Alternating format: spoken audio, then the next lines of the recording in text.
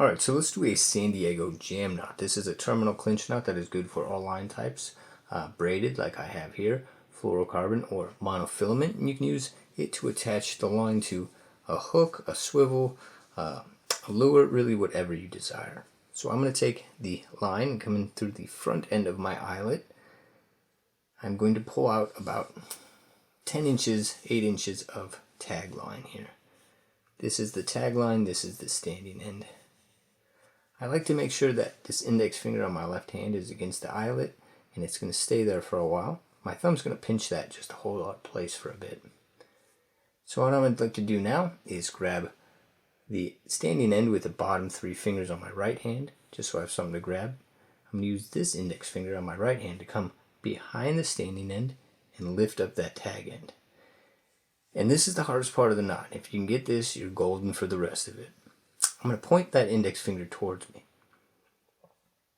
I don't want the line over my index finger. I want the line under my index finger. Because when I do this next move, where I'm going to point my index finger down to the ground, I'm going to come with my thumb and my middle finger on my left hand to grab that line, I'm going to create a loop as I do this. So you'll see now, I have 2 different loops. One in my left hand, one in my right hand. I'm going to use this middle finger coming from the back side and my thumb to grab and wrap. And we're basically now just doing our 3 to 6 wraps, whatever you want for your line. Generally, stronger line requires fewer wraps. Braided, you typically want more wraps.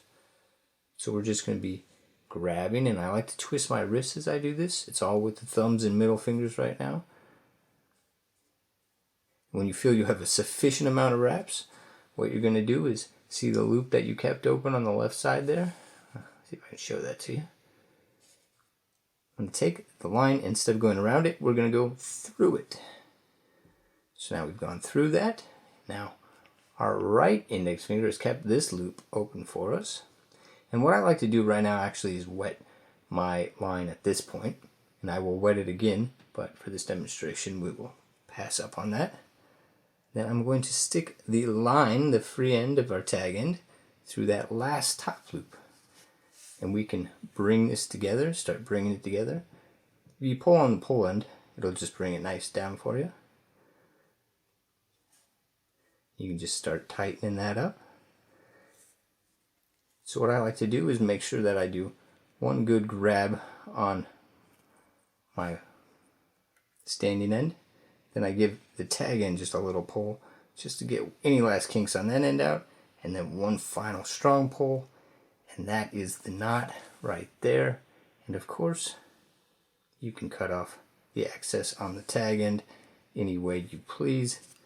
I got a little razor blade here that doesn't seem sharp enough. And here's another tip for you. I know braided frays when you cut it, and a lot of guys like myself like to burn it.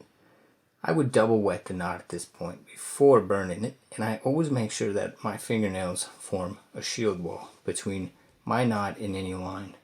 The last thing you want to do is burn your knot and line, and you don't need much just to close that fray. And there you go. That is the knot.